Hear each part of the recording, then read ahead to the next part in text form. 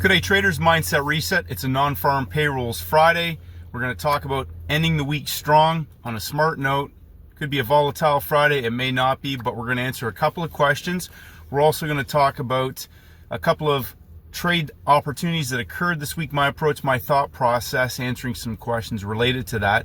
And we'll also, of course, talk about behavior of the trader, 1% better every single day. Now, non-farm payrolls, in the past, I've mentioned this in several videos, in that this week, an FOMC week and a CPI week are typically the three main weeks that can be slightly different in terms of their templates, because the market will meld around those high impact news releases. Now, with non-farm payrolls, I've talked about how it morphs into a 4-day template, meaning that everything typically will build into a Friday. Now, we could have a choppy front side of the week, Monday, Tuesday, Wednesday, and a dump and pump or a pump and dump template that culminates in a large explosive move. Sometimes we don't see that with payrolls.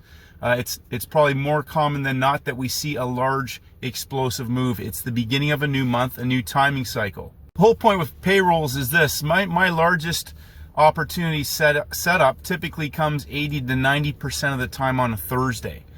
There are opportunities where I get the larger template opportunity on a Friday. They're not as common, and I don't build my trading business or my trading plan around non-farm payrolls.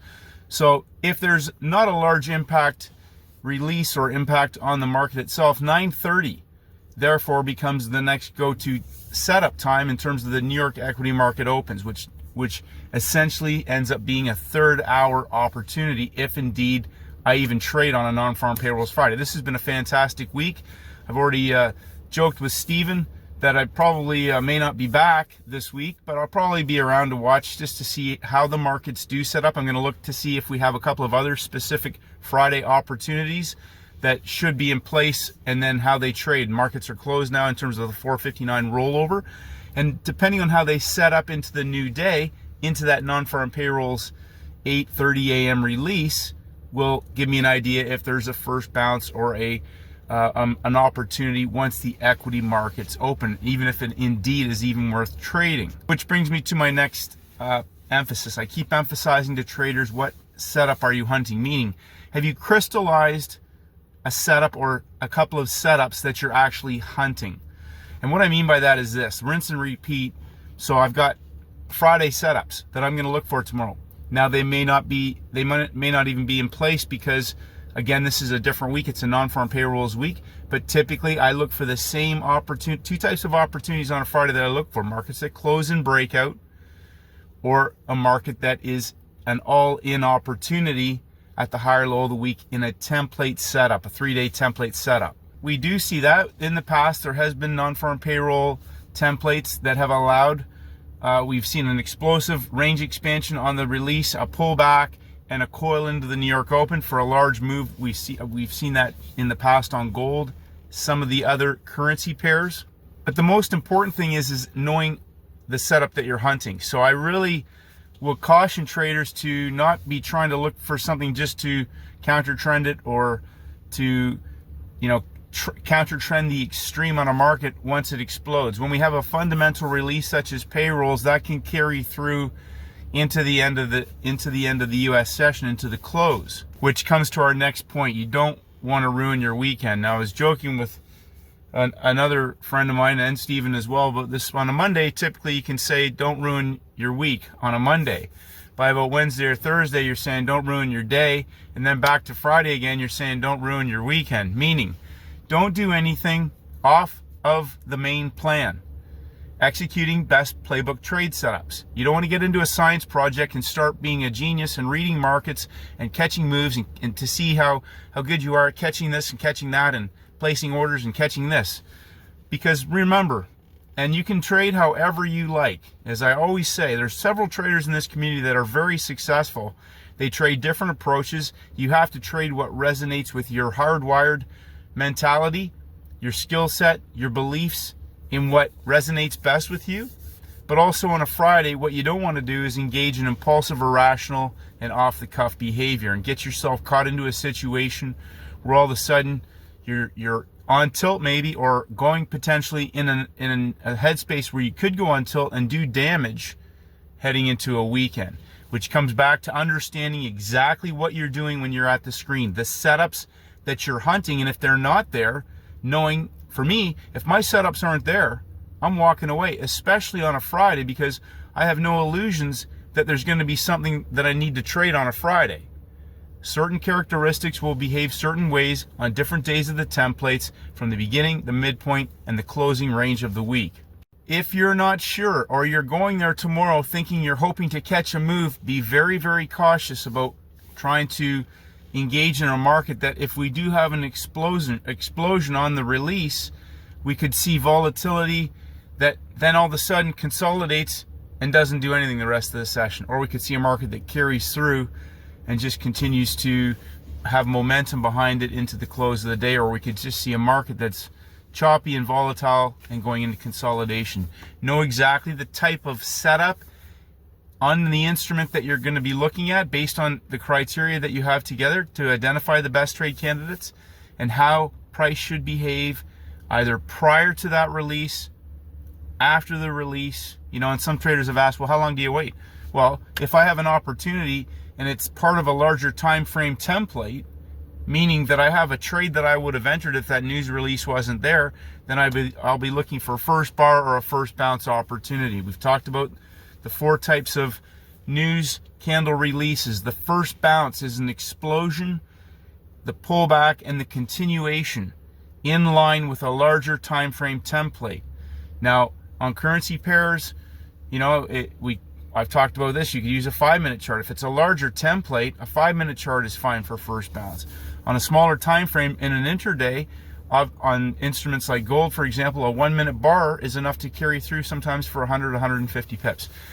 Second type is a first bar entry. First bar entry typically will have dragged volume up high or down low, and that first bar traps volume and it does not come back. Now, we see some very similar types of characteristics like that on a 5-minute chart on the New York Open on certain days on the indexes.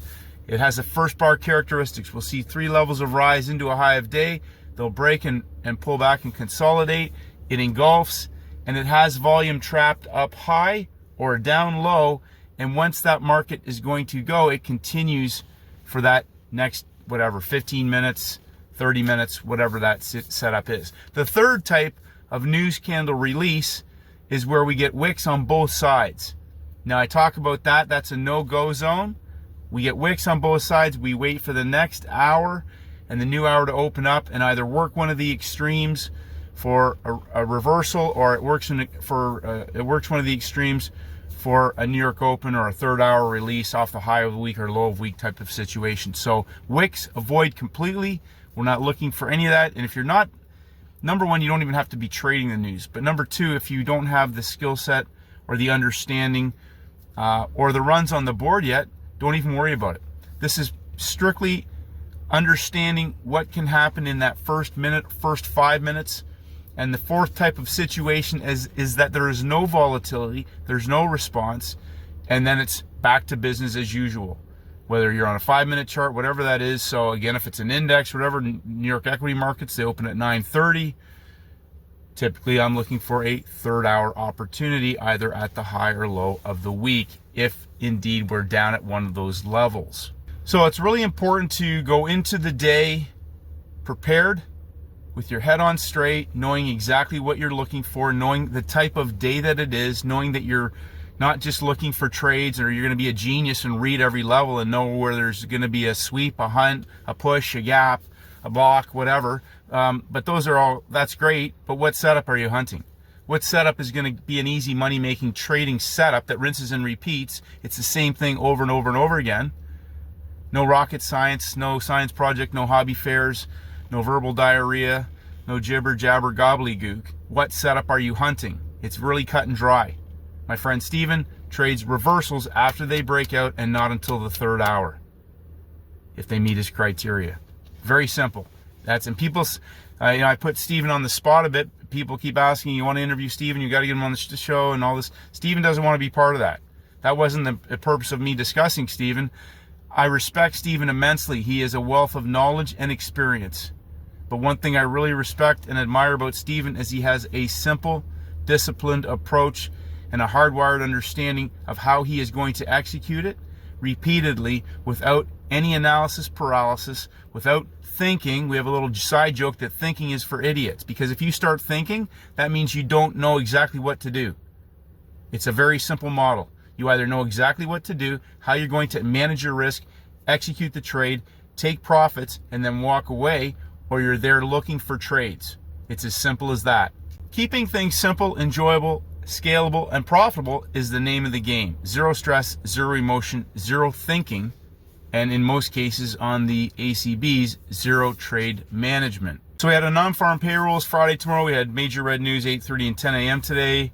No illusions opportunity that popped on the high of day NASDAQ. We had breakout traders driving that move from Tuesday's short breakout, first day of the trading month. We have other time frame sellers up above the high of day level. Market came up, consolidated, and dropped like a hammer, 100 pips in a couple of minutes. Nail and bail, walk away. It's as simple as that. It's been a good week. I know we're heading into payrolls. There was no fantasy that that market was going to do anything special today other than maybe chop traders up as the day progresses and whip back and forth, whatever. But we're going into payrolls. We're going into payrolls, a 4-day template, 3 days of breakout traders in the markets, coiling sideways into New York. We could blow off and continue down in the downward direction, or we may see some volatility and a reversal trade opportunity if indeed that presents. But the number one goal heading into the weekend is always protecting your financial capital and your psychological capital. And I know some traders say, well, I don't go in there being defensive. You misunderstand. When I say protect your psychological capital and your financial capital, what I mean is don't be a moron and go out there and damage your trading account and engage in impulsive, irrational, stupid, idiotic, imbecilic behavior.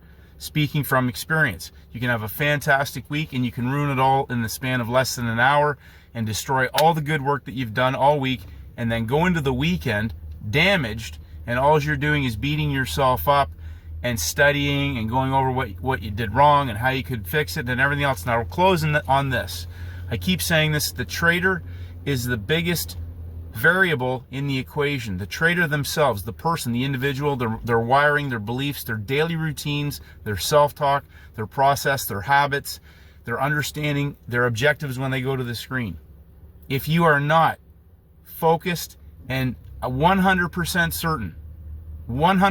certain about what you are going there to do and look for, you will do anything. Anything is possible. As I say, what setup are you hunting? If you aren't hunting something, you're going there looking for something, and there's a big difference. You're either hunting an easy money-making trade setup opportunity that you've executed, whatever, 10, 100, 1,000 times before. You know exactly what you're going to do. You know how you're going to manage yourself, and you know what you're going to do afterwards so that you don't engage in any damaging, self-sabotaging behavior. My whole thought process is find the scalable trades. Trade with size. Trade less, trade more with size. Less trades, bigger size. On the ones where they're 99 to 1, the coils, the explosive opportunities that build up.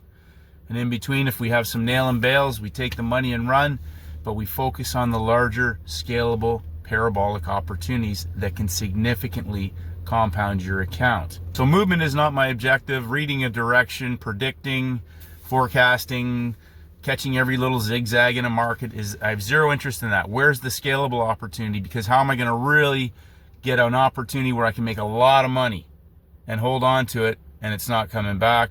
When they're not coming back, guess what? There's zero stress.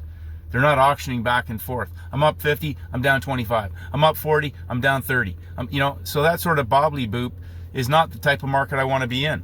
A zigzag market is not what I'm looking for. I'm looking for the coil that explodes and blows off. It could be 1 hour, 2 hours. It could go all the way to the close, but there's zero stress and they're scalable because they're driven by other time frame traders in that move. So make sure you end the week strong. Make sure that you are, whatever the market offers us, take it or take nothing. Don't engage in any self-sabotaging behavior or trading, 50-50 trading. It's not even 50-50, it's 70-30. Go into the weekend feeling refreshed, recharged. We're going to have great opportunities next week. This was a major red news impact week. We had some fantastic opportunities in all 3 sessions. Nothing's going to be different next week. We're going to have day 1, day 2, day 3, reset, day 1, day 2, day 3. We're going to have 5-star opportunities next week. We have a 5-star opportunity every single week, pretty much in every session. So don't feel like you have to trade. Don't feel like you need to catch a move. Don't feel like you need to engage in scalping or trying to catch the high or catch the low. What is the setup? Just keep it simple. What setup are you hunting? What setup are you hunting? It's Friday, the closing range of the week. That's a very important situation. If you understand what that means, on the right template, on the right setup, on a well-engineered chart, there can be easy free cash laying on the floor if they indeed set up that way to walk away, nail and bail, or lock it in and hold, walk away and enjoy your weekend. Keep it simple, keep it fun, keep it enjoyable, and keep it profitable. Make tomorrow count, traders, and the week strong. Love you and appreciate you. Have a great day, and may the markets go with you.